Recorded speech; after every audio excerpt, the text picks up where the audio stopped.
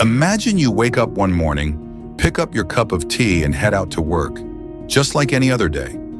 But before the day ends, you're in prison. You're accused of murder. You say, "I'm innocent," but no one believes you.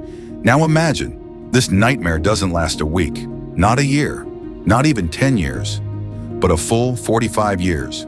This wasn't just time, it was a life stolen.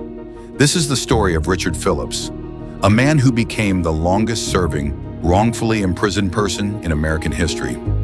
In 1971, Richard Phillips was a 25-year-old young man living in Detroit, Michigan, working at a factory, a father, an ordinary man, living with dreams and hopes.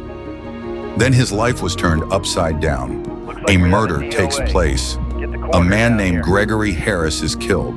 The real killer, Fred Mitchell, tells police a story, and he names Richard in it. Why? To save himself. Fred Mitchell makes a deal with prosecutors. "I'll testify. You give me a lighter sentence." And that was enough. No physical evidence, no DNA, no motive, just one man's word. And on that word alone, Richard Phillips was convicted of first-degree murder and sentenced to life without parole. Just think for a moment. What would you do? How would time pass when everyone forgets you? Friends stop writing. Your children grow up without you. The world moves on, but the prison walls, they never move. Richard Phillips spent 45 years behind bars. In those 45 years, he lost every moment of his youth. He never saw the internet revolution. Every opportunity to build a life, gone, and the actual killer was released just a few years later. Yet through it all, Richard never gave up. He kept saying, "I am innocent." Then the story took a turn. In the 2000s, Fred Mitchell, the same man who lied under oath and sent Richard to prison, was nearing death. And he finally told the truth. He admitted Richard had nothing to do with the murder. This confession forced the case to be reopened. That's when the Michigan Innocence Clinic, a legal team dedicated to helping innocent people, stepped in. They re-examined the trial records, testimonies, and evidence. And what they discovered was shocking. The prosecution had deliberately hidden evidence that could have proven Richard's innocence. This wasn't just a mistake, it was betrayal. In 2018, after 45 long years, Richard Phillips was finally freed. He walked out of prison at the age of 73. No money, no apology, no immediate compensation. But do you know what he did first? He forgave.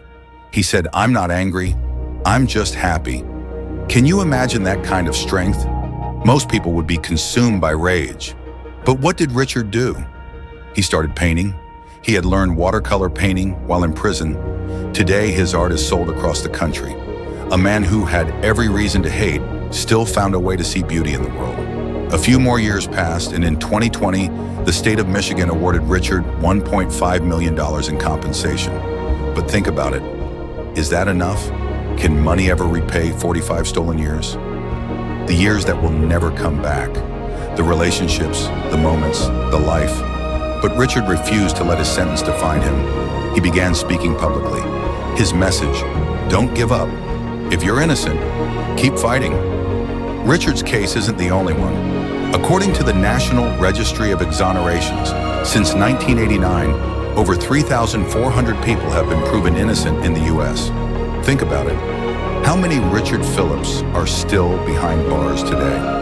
This shows us that the justice system is not perfect. And real justice isn't only found in court. It requires courage, accountability, and sometimes 45 years. Next time someone says, if someone was arrested, they must have done something. Remember Richard Phillips, the man who had 45 years stolen, but never gave up hope. Don't just feel sorry for this story. Let it be a warning, a powerful example, and above all, a voice that reminds us to keep fighting for the truth. I'm not angry, I'm just happy.